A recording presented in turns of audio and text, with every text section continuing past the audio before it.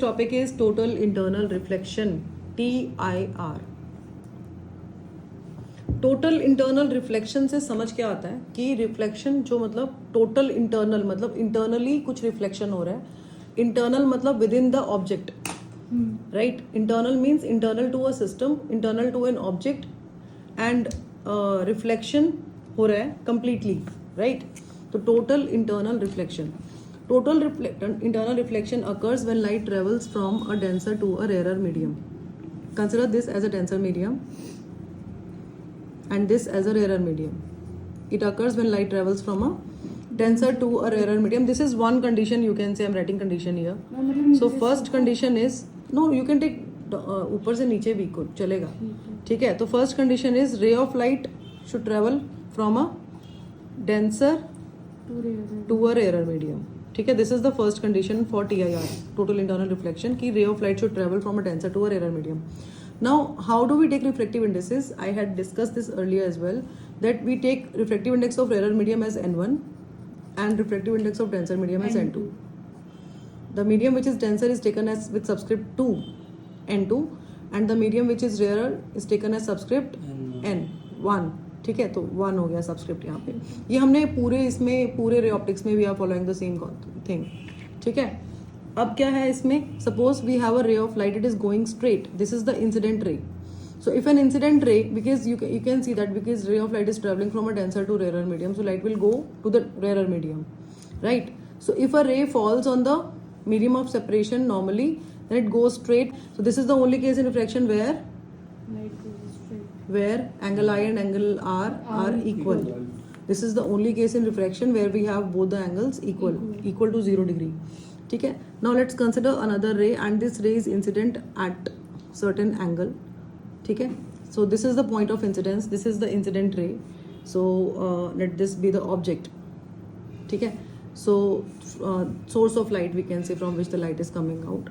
So now this is the incident ray. So we can draw a normal at the point of incidence.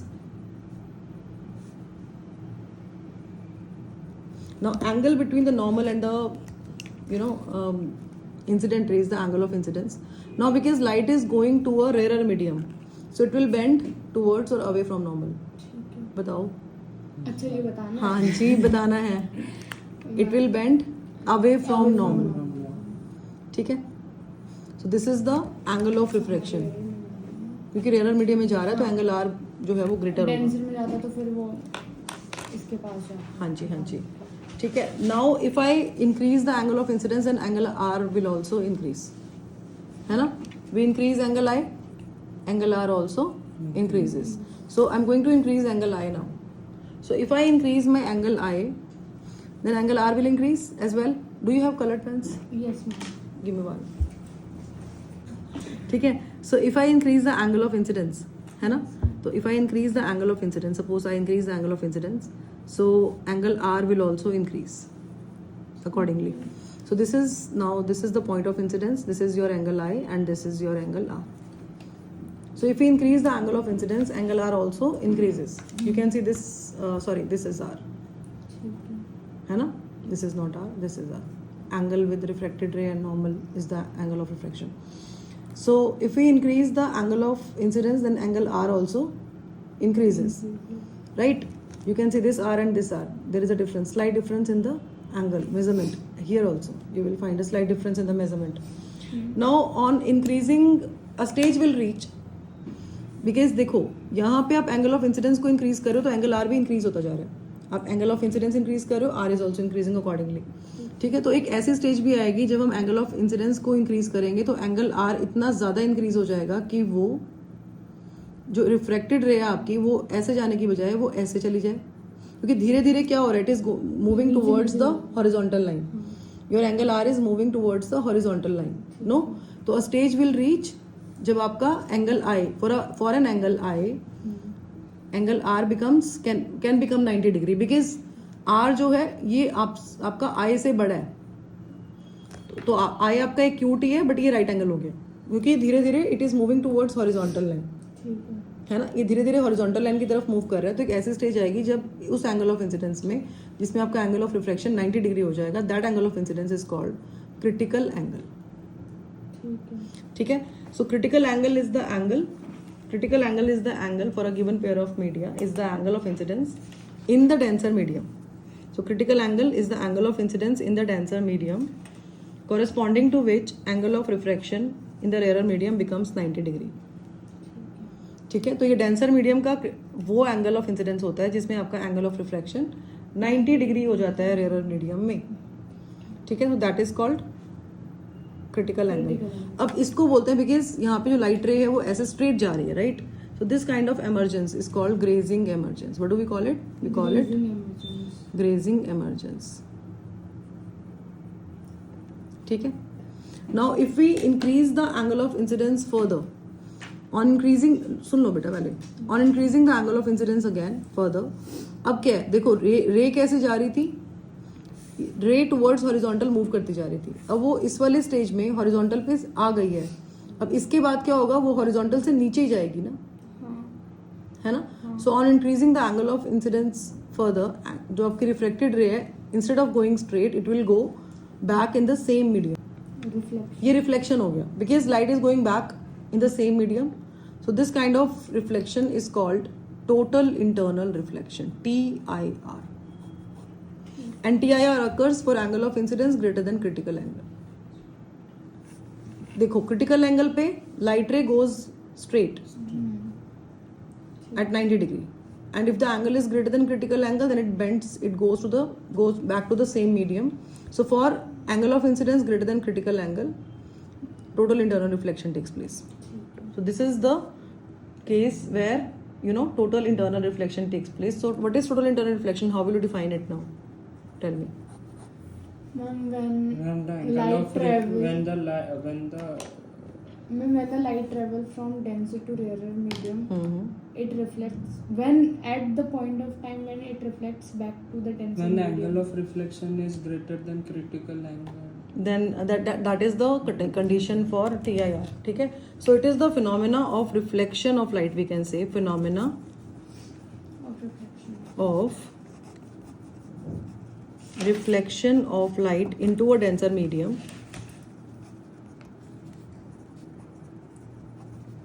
it is the phenomena of reflection of light into a denser medium from an interface of this denser medium and a rarer medium.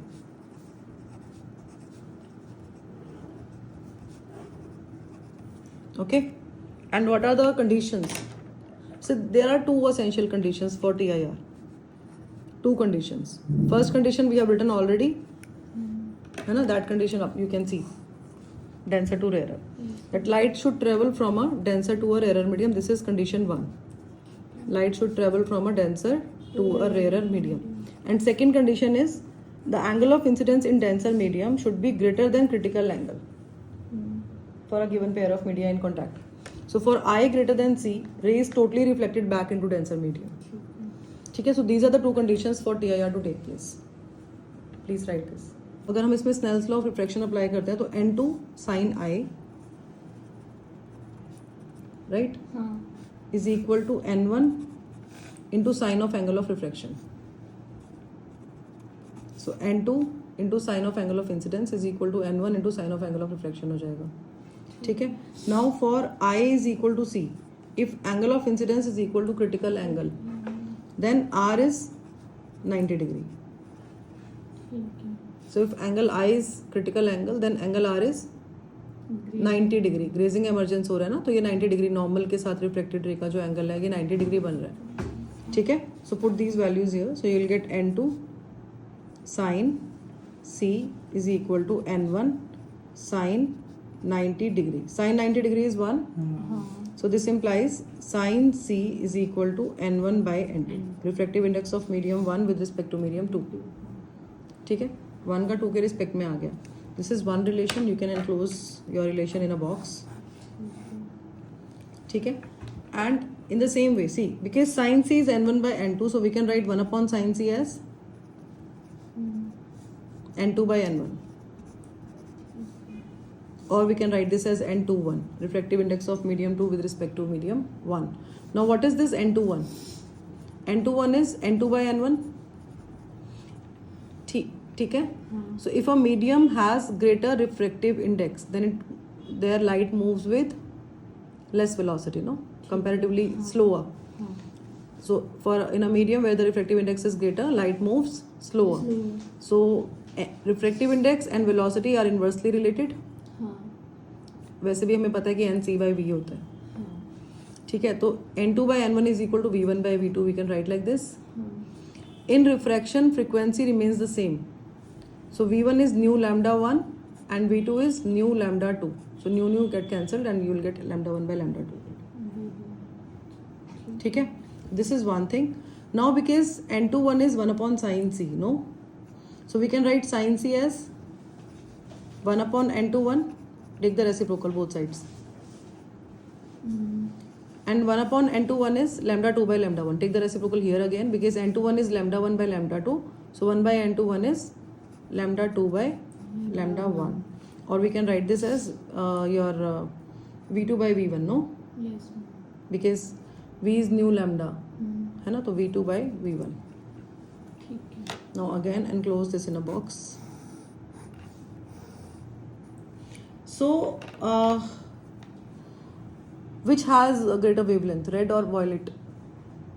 Ma'am greater wavelength Violet. Violet के पास होती है ना. देखो violet आपका जो VIBGYOR बनता है, we write like this. No?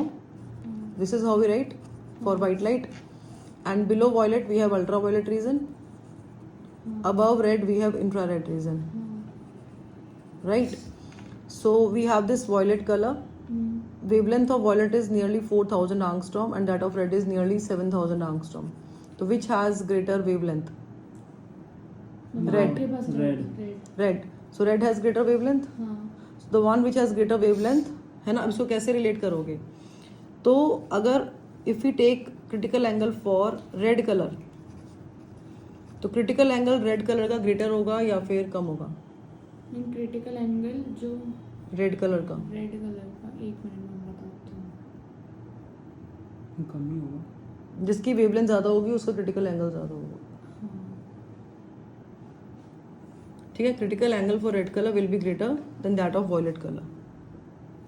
ठीक है. मतलब इनवर्स रिलेशन नहीं. No, direct relation. Will be greater than that of violet color because lambda r is greater than lambda v, no? जिसका वेवलेंथ ज़्यादा है उसका क्रिटिकल एंगल ज़्यादा होगा. ठीक है. क्लियर है ये? कोई डाउट तो नहीं है? Please right this. नेक्स्ट इसमें हेडिंग है आपकी applications of TIR.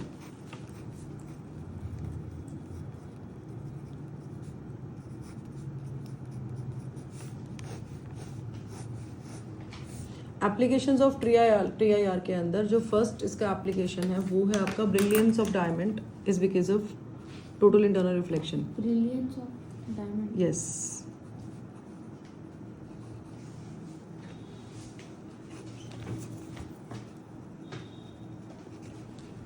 The brilliance of diamond is because of total internal reflection. Refractive index जो डायमंड का होता है that is refractive index of diamond is 2.42 and it is cut suitably so that light entering the diamond from any face falls at an angle greater than 24.4 degree.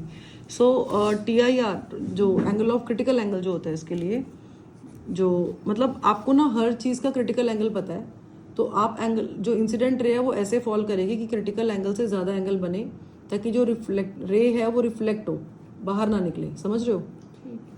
Because हम TIR में क्या कर रहे हैं, TIR में हम ये कर रहे हैं कि अगर कोई लाइट रे ट्रेवल करती है डेंसर से रेयर मीडियम में तो अगर आपका angle of incidence critical angle के इक्वल है फिर तो होगा ग्रेजिंग इमर्जेंस.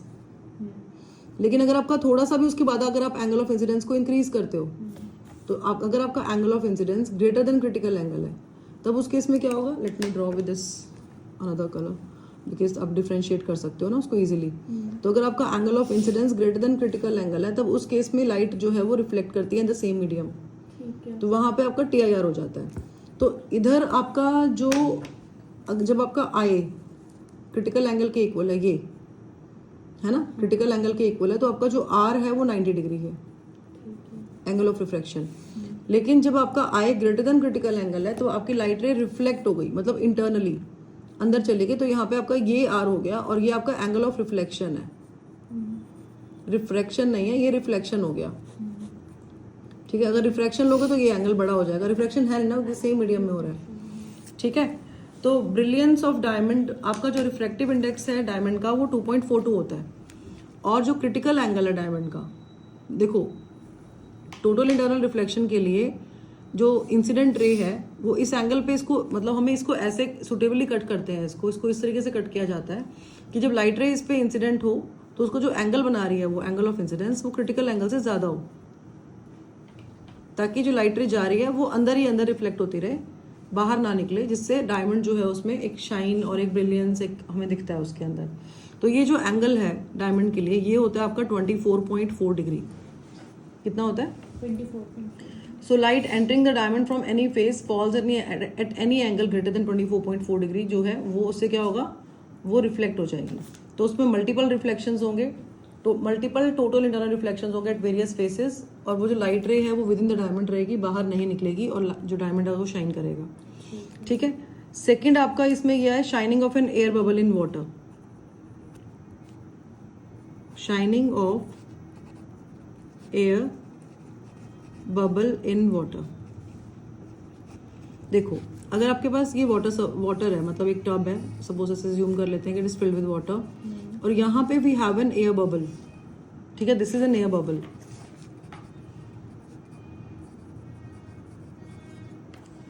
अच्छा, अब जो आपका इसके केस में जो क्रिटिकल एंगल है वो होता है आपका 48.75 डिग्री। कितना होता है? 48.75. तो आपका अगर एंगल ऑफ इंसिडेंस, ये बेटा एक्सपेरिमेंटली फाइंड किया है, तो अगर आपका angle of incidence greater than 48.75 degree होगा तो TIR होगा उसमें, और अगर कोई भी लाइट रे अगर इस एंगल पे इंसिडेंट होती है तब उसमें TIR होता है, टोटल इंटरनल रिफ्लेक्शन होता है। ठीक है, इसके बाद आपका थर्ड है इसमें टोटली रिफ्लेक्टिंग ग्लास प्रिज्म्स।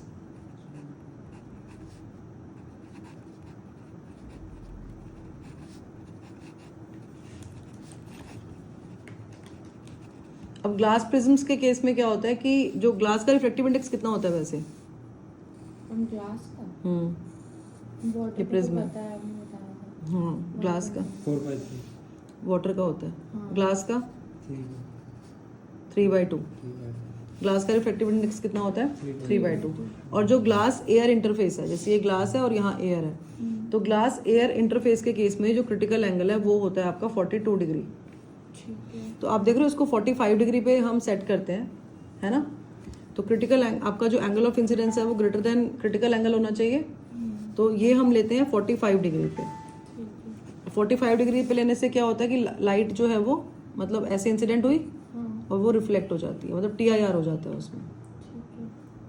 ठीक है, वो रिफ्लेक्ट नहीं हो रही है, वो क्या हुई? रिफ्लेक्ट हो गई।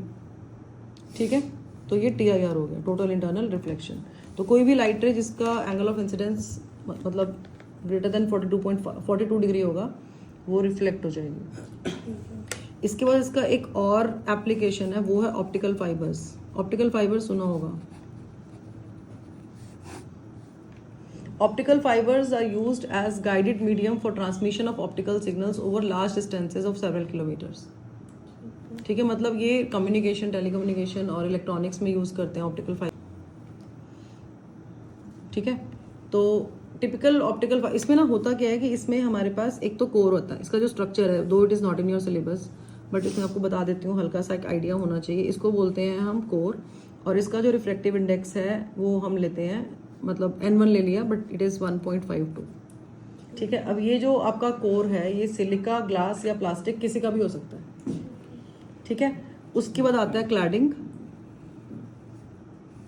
दिस इज क्लैडिंग, और क्लैडिंग के बाद आता है आपका बफर कोटिंग। मतलब इसकी 3 लेयर्स होती हैं ऑप्टिकल फाइबर में, 3 लेयर्स होती हैं। तो ये आपका बफर कोटिंग है, और बफर कोटिंग का जो रिफ्लेक्टिव इंडेक्स आप लोगे वो लोगे आप N2। ठीक है, ये प्लास्टिक का होता है, मतलब ये जो है आपका ये ग्लास, सिलिका या प्लास्टिक किसी का भी हो सकता है। और जो बफर कोटिंग है ये आपका किसका होता है? ये प्लास्टिक का होता है। ठीक है, और बीच में आता है आपका क्लैडिंग। इसमें जो आपका ऑप्टिकल फाइबर्स हैं इसमें आप देख रहे हो इसका जो रिफ्लेक्टिव इंडेक्स है ना N2 जो हम ले रहे हैं ये 1.48 है, थोड़ा सा इससे कम ले रहे हैं। ठीक है तो ये आपका एक तरह से डेंसर मीडियम हो गया और ये रेयर मीडियम हो गया। ठीक है। तो लाइट ट्रेवल करेगी डेंसर से रेयर मीडियम में, तो रिफ्लेक्ट हो जाएगी। ठीक है, जो बंडल ऑफ ऑप्टिकल फाइबर्स होते हैं उसको हम लाइट पाइप बोलते हैं। हाँ जी। कोर का रिफ्लेक्टिव इंडेक्स 1.58 है, इसका 1.48 है ना, तो इसका ग्रेटर है।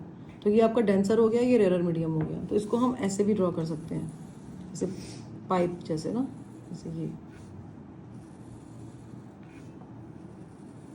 तो ये लगा लो कि ये जो है आपका कोर है और ये आपका क्लैडिंग है। ठीक है, कवर जो उसके ऊपर है। तो कोर का जो मीडियम है वो डेंस है ना, ये डेंसर मीडियम है ना। तो लाइट रे जब डेंसर मीडियम में इंसिडेंट होगी तो इस एंगल पे हम इंसिडेंट करेंगे उसको कि वो ऐसे हो जाए, रिफ्लेक्ट हो जाए सेम मीडियम में। तो लाइट ऐसे जाएगी, मतलब रिफ्लेक्ट हो गई, फिर यहाँ स्ट्राइक की है ना, फिर उसका फिर रिफ्लेक्ट हो गई। तो ये टोटल इंटरनल रिफ्लेक्शन। तो ऐसे लाइट रे जो है वो ट्रांसमिट होती है without the loss of intensity over long distances. ठीक है, और इसके अलावा इसको यूज़ करते हैं हम मैन्युफैक्चर ऑफ मेडिकल इंस्ट्रूमेंट्स। ये पूछ लेते हैं यूजेस। ठीक है, तो in the manufacture of medical instruments, telecommunication में किसी भी लिक्विड का रिफ्लेक्टिव इंडेक्स अगर आपको मेजर करना है तो वहाँ यूज़ करते हैं, और फोटोमेट्रिक सेंसर्स की फॉर्म में यूज़ करते हैं। It is used in measuring the blood flow to the heart. अच्छा, ये ऑप्टिकल फाइबर ये ऑप्टिकल फाइबर्स हैं। ठीक है, next topic is circle of illumination. Circle of illumination is also based on total internal reflection. अब इसको देखिए क्या समझ आ रहा है। सर्कल ऑफ इल्यूमिनेशन मतलब कुछ इल्यूमिनेट हो रहा है और सर्कुलर फॉर्म में है, मतलब कुछ illusion is a different word, illumination is a different word. मतलब कुछ ऐसा ब्राइट दिख रहा है हमें, लाइट जैसा, जो सर्कल में दिख रहा है। जैसे आपने नोटिस किया होगा कि अगर हम, जैसे स्विमिंग पूल है, ठीक है, तो स्विमिंग पूल में ना नीचे यहाँ पे मतलब बॉटम में ऐसे सरफेस पे भी लाइट्स लगी होती हैं, जिसमें हम अंदर में दिख जाए, जिसमें हमें क्लैरिटी होती है कि अंदर अगर बाई चांस कोई गलती से एक्सीडेंट हो जाए या वो सिंक कर जाए तो हमें दिख जाता है वो। तो पूल में ऐसे नीचे नीचे लाइट्स लगी होती हैं। अब ये जो लाइट होती है नीचे, ये ऊपर अगर आप वाटर सरफेस पे देखते हो तो आपको कैसे दिखती है दिखने में? ये लाइट आपको ये एक सर्कल में दिखती है, जो एक कोनिकल शेप में, और यहाँ पे एक ब्राइट कलर का आपको सर्कल दिखता है बड़ा। मतलब ये लाइट नीचे से तो छोटी सी लाइट है, बल्ब है छोटा सा, लेकिन जब आप उसको ऊपर सरफेस से देखते हो तो you see a circle like this. एक कोनिकल शेप में ऐसे लाइट नीचे से ऐसे आ रही है और ऐसे करके आगे स्प्रेड हो रही है जैसे ना, तो you see something like this. Pool के अंदर हमें ऐसे दिखता है। तो ये आपका सर्कल ऑफ इल्यूमिनेशन है। क्या है ये? सर्कल ऑफ इल्यूमिनेशन है, और ये वर्क करता है टोटल इंटरनल रिफ्लेक्शन पे। किस पे वर्क करता है? TIR पे वर्क करता है। अब ये कैसे वर्क करता है, let's find out. See suppose ये आपका इंटरफेस हो गया, लेट्स टेक वाटर ओनली। ठीक है, ये वाटर हो गया।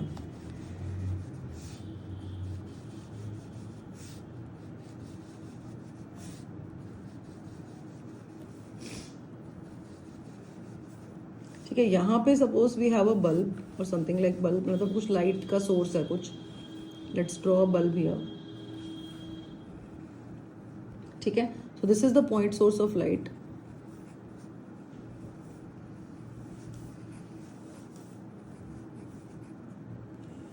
तो if see this is because this is a denser medium, no, ये डेंसर मीडियम है ना, तो डेंसर मीडियम का रिफ्लेक्टिव इंडेक्स हम N2 लेते हैं और इसका N1। तो अगर आप इसको वाटर और एयर कंसिडर कर रहे हो तो एयर का तो रिफ्लेक्टिव इंडेक्स वैसे भी 1 ही होता है, तो let's take N as the reflective index of water. ठीक है, तो इसका हमने वाटर का रिफ्लेक्टिव इंडेक्स ले लिया N। अब यहाँ से लाइट रे आपकी इंसिडेंट हो रही है, तो this is your incident ray. तो इंसिडेंट रे कैसी है यहाँ पे आपकी? Normal to the interface, no. तो अगर नॉर्मल है तो इट विल गो स्ट्रेट, है ना, विदाउट बेंडिंग, तो स्ट्रेट जाएगी। रिफ्लेक्शन का जो केस था एक, I is equal to R। Yes ma'am. ठीक है, अब लेट्स इंक्रीज द, हाँ जी हाँ जी हाँ जी, स्ट्रेट जाती है। तो ये जो इसमें आपका एंगल आया और एंगल आर क्या है? 0 डिग्री है ना यहाँ पे रिफ्लेक्शन में। Now if you increase the angle of incidence, आपने एंगल ऑफ इंसिडेंस को इंक्रीज किया तो दोनों साइड पे ना I am going to take equal angle of incidence, no. तो यहाँ पे this is your angle of incidence,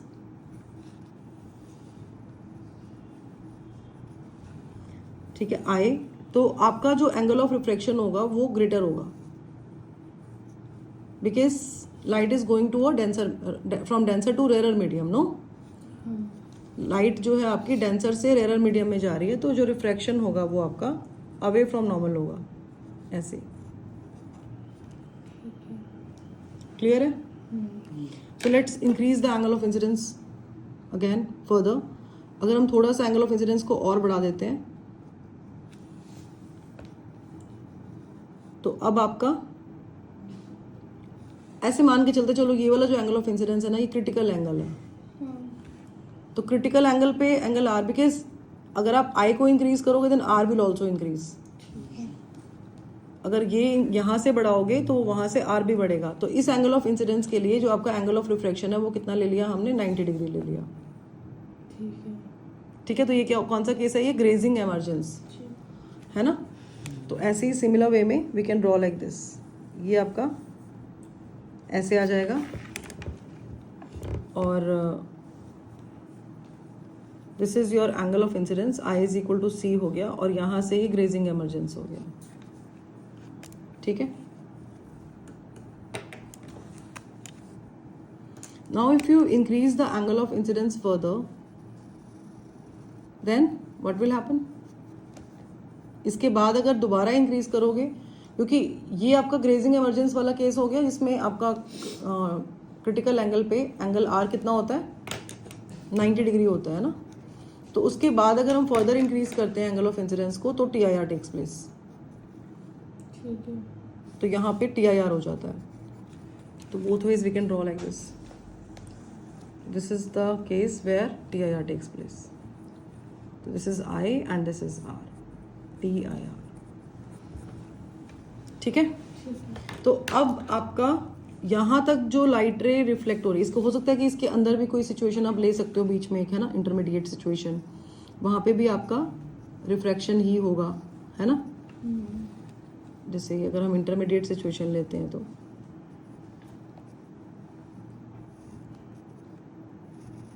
ऐसे, है ना। तो यहाँ तक तो लाइट रिफ्लेक्ट कर रही थी, उसके बाद ग्रेजिंग एमर्जेंस हो गया और उसके बाद टी आई आर हो गया। तो जहाँ तक ये ग्रेजिंग एमर्जेंस जा रहा है वहाँ तक आपको रिफ्लेक्टेड लाइट दिखेगी और एक कोनिकल शेप में आपको लाइट जो है वो दिखेगी आते हुए। ये कोन बन जाएगा एक, और इसको ऊपर से दिखने में सर्कल लगेगा, तो इसलिए इसको हम बोलते हैं सर्कल ऑफ इल्यूमिनेशन।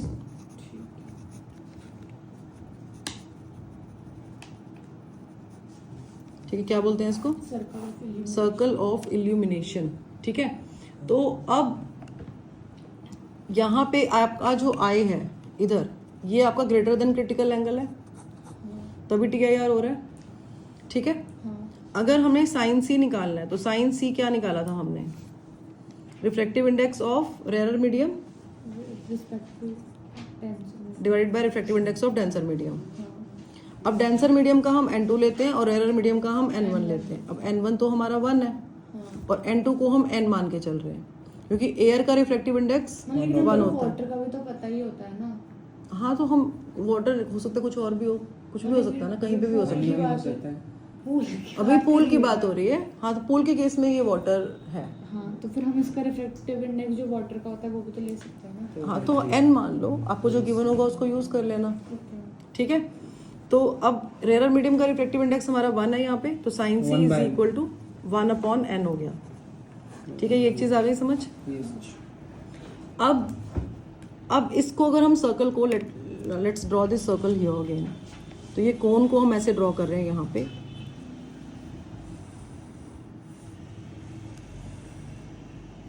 ठीक है, तो आपका ये रेडियस ऑफ दिस सर्कल है, जो सर्कल ऑफ इल्यूमिनेशन है उसका रेडियस हो गया।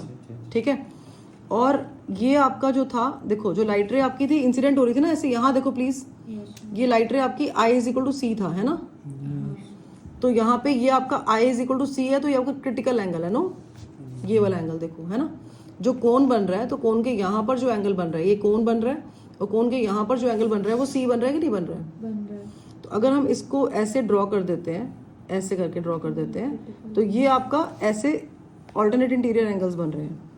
तो अगर ये एंगल सी है, ये क्रिटिकल एंगल है, तो ये भी आपका सी ही होगा। हाँ, ठीक ठीक है, ऐसे ही देखो यहाँ से भी तो आई इज इक्वल टू सी बन रहा है, बिल्कुल जो टच कर रहा है कोन को, रेड वाला है ना। तो ये आपका क्रिटिकल एंगल है। तो अगर ये सी है तो ये भी आपका क्या होगा, सी होगा, मानते हो?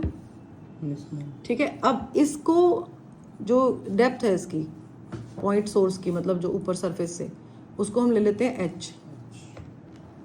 ये परपेंडिकुलर हो गया एच आपका, एच क्या है? परपेंडिकुलर। और जो बेस है आपका वो आर है।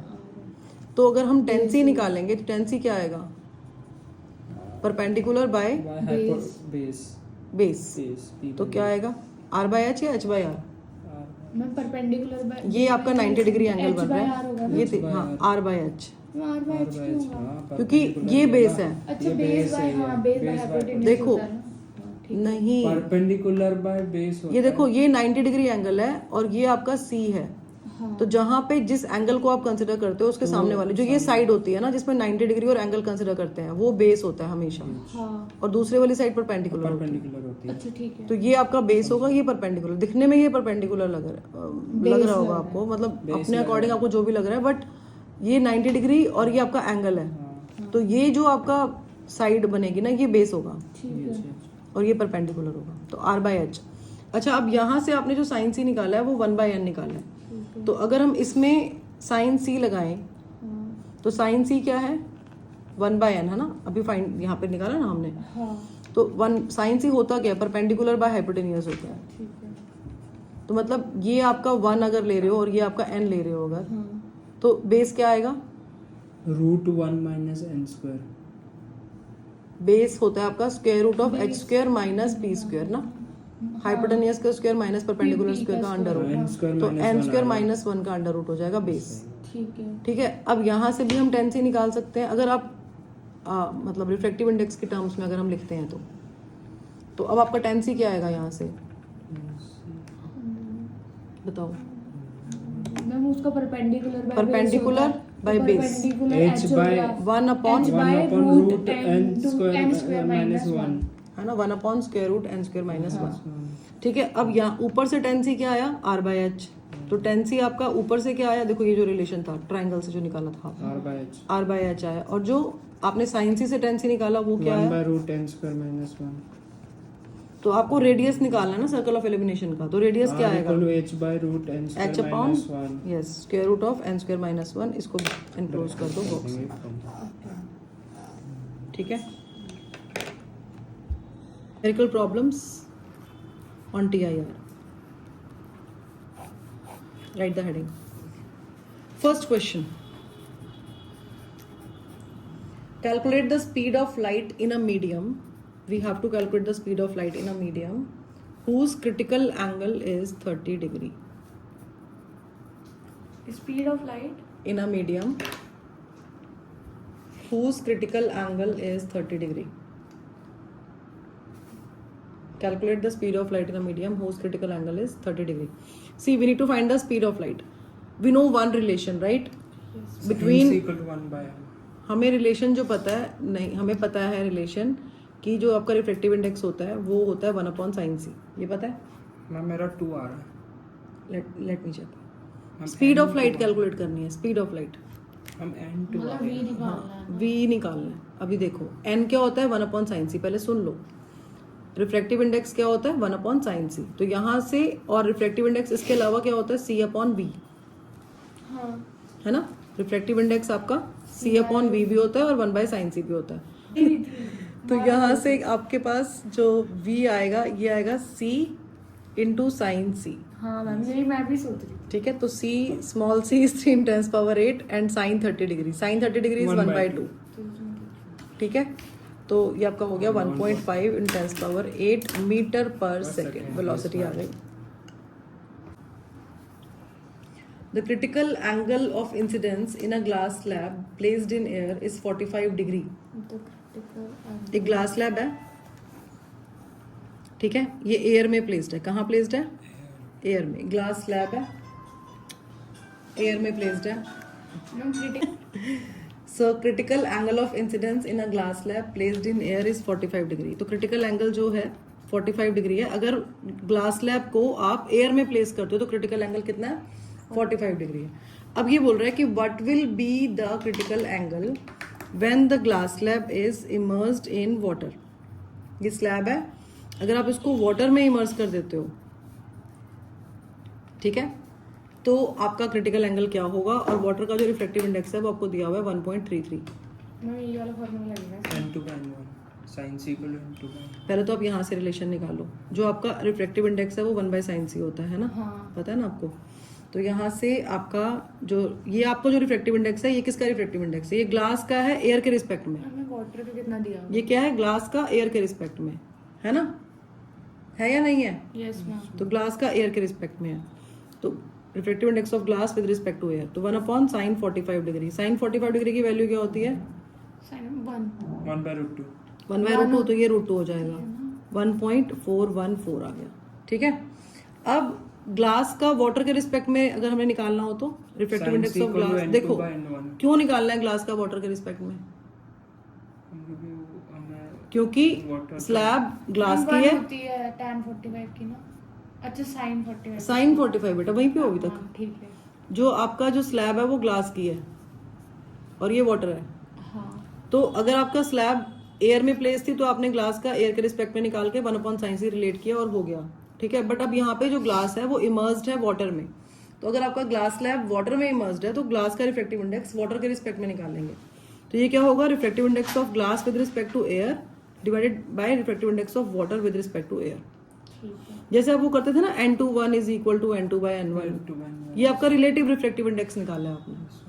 इसमें क्या था, reflective index of 2 with respect to 1, 2 का डिवाइड बाय 1 का, तो ग्लास का निकाल रहे हो वाटर के रिस्पेक्ट में, तो ग्लास का डिवाइडेड बाय वाटर का। ठीक है। अब ग्लास का क्या है रिफ्लेक्टिव इंडेक्स 1.414 है ना, और वाटर का क्या आया, गिवन है ये आपको 1.33।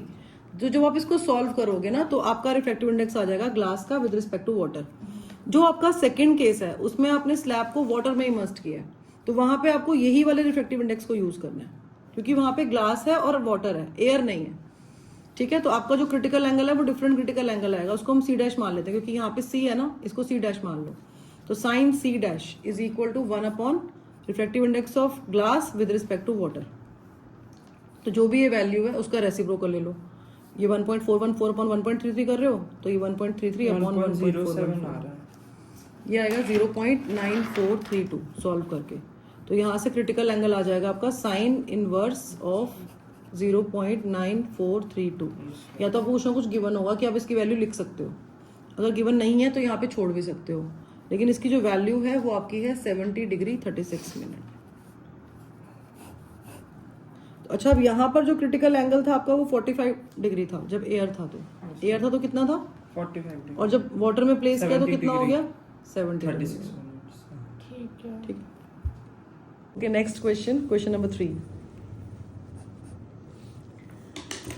Find the direction in which a fish under water sees the setting sun. देखो ये आपका है मीडियम ऑफ सेपरेशन, ठीक है, लाइन ऑफ सेपरेशन। नीचे है वाटर, ठीक, ऊपर है एयर, है ना। फिश कहाँ होगी, वाटर में। फिश आपकी यहाँ पे है। क्वेश्चन क्या है, फाइंड द डायरेक्शन। डायरेक्शन मतलब you have to find the angle. क्या फाइंड करना है आपको, डायरेक्शन इन विच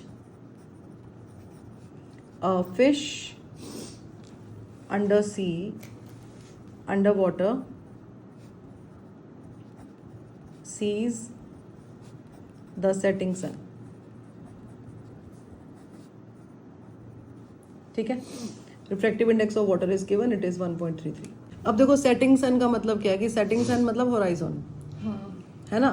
जैसे अब अगर ये आपका सी है ना, तो ऊपर सन है, सन सेट होगा तो सन कहाँ जाएगा, यहाँ जाएगा, यस मैम, है ना। तो यहाँ एयर है और यहाँ वाटर है, तो सन सेट होगा तो सन बिल्कुल हॉरिजॉन्टल लाइन पे आ जाएगा।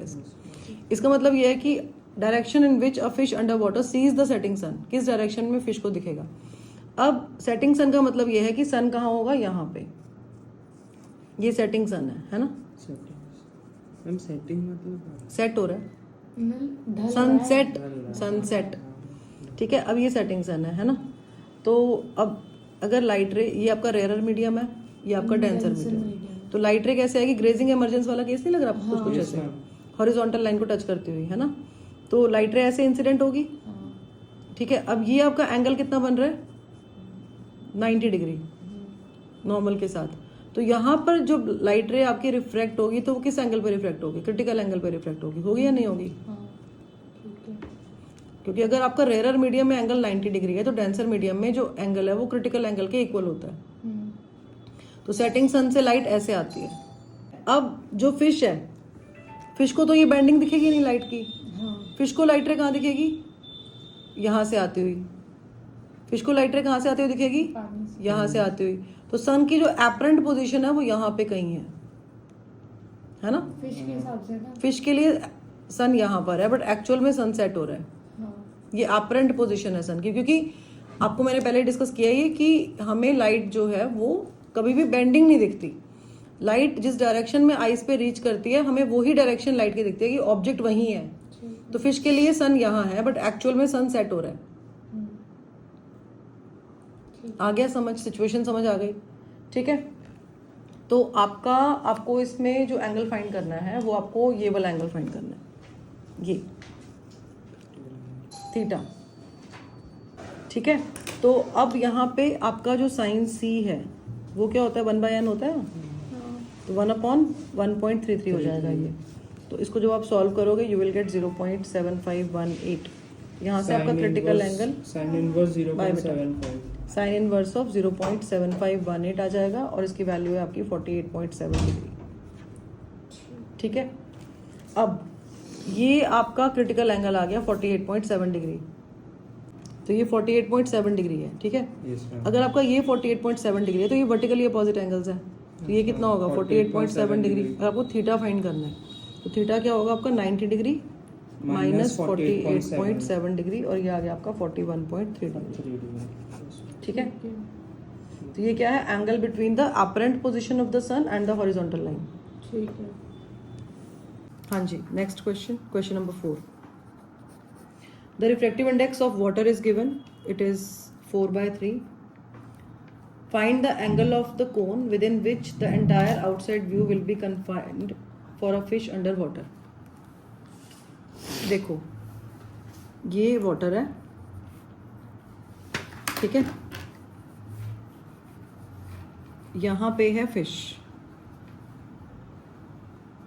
आपको क्वेश्चन में क्या बोल रहे हैं, फाइंड द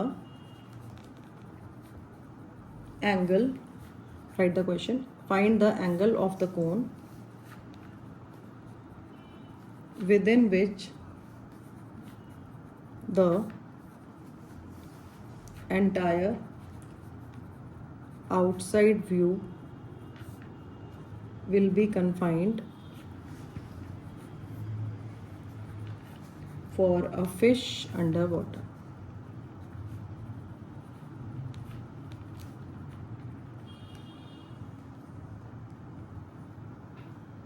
ठीक है।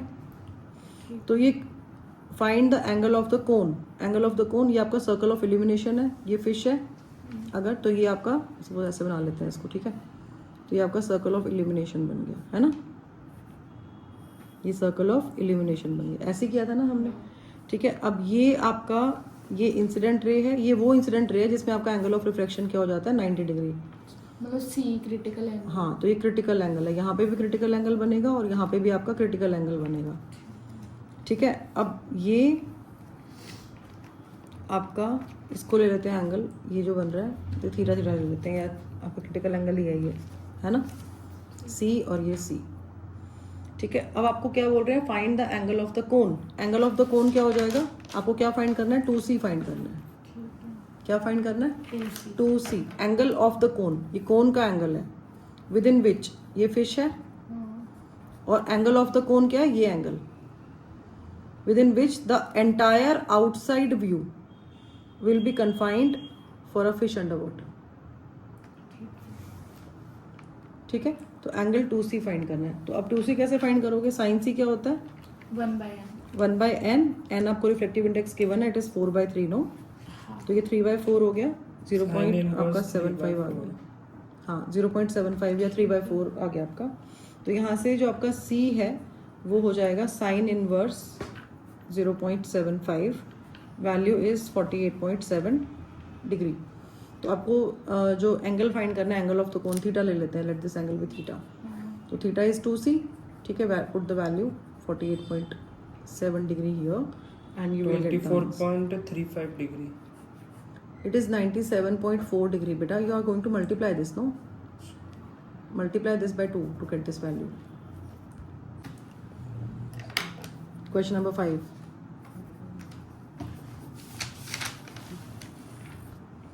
इसमें ना बेटा हमारे पास दो प्रिज्म्स हैं, ठीक है।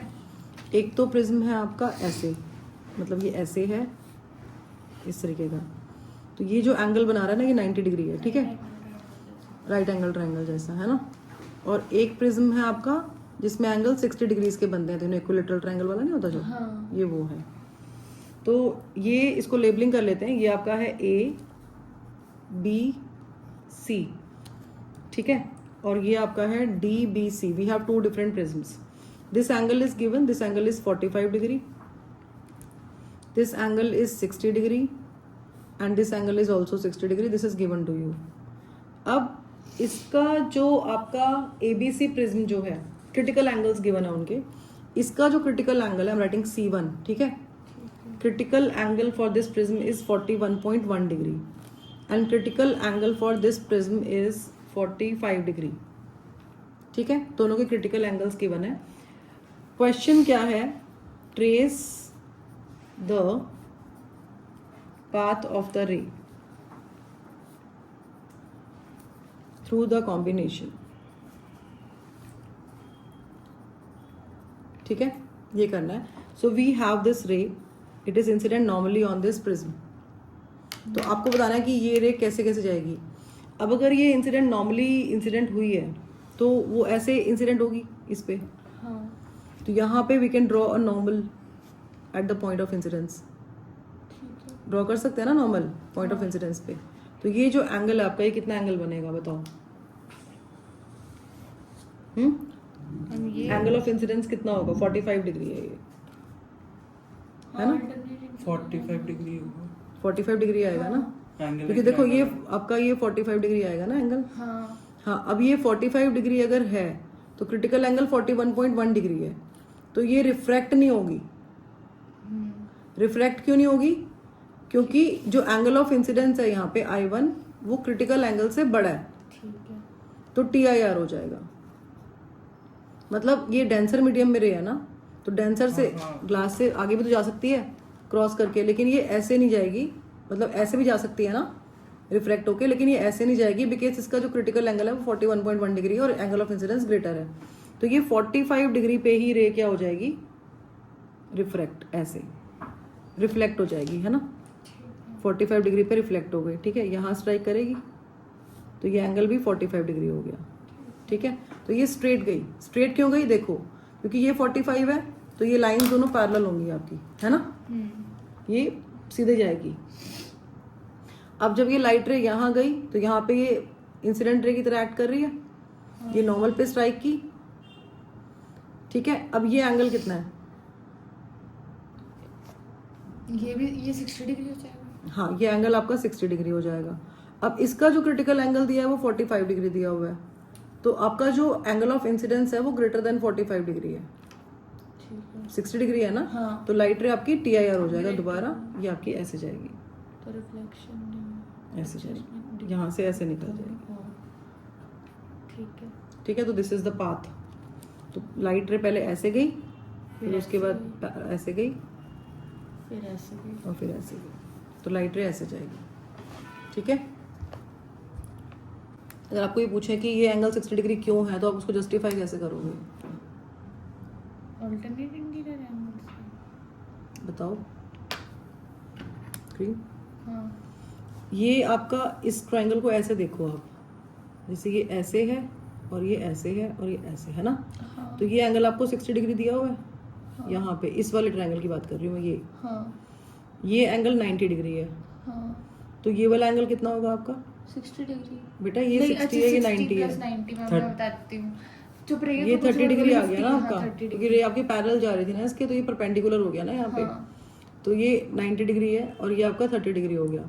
अब यहाँ पे आपने नॉर्मल ड्रॉ किया है, हाँ ये नॉर्मल है ना, हाँ तो ये आपकी इंसिडेंट रे है, हाँ। तो ये पूरा 90 है अगर, और ये 30 है, तो ये कितना होगा?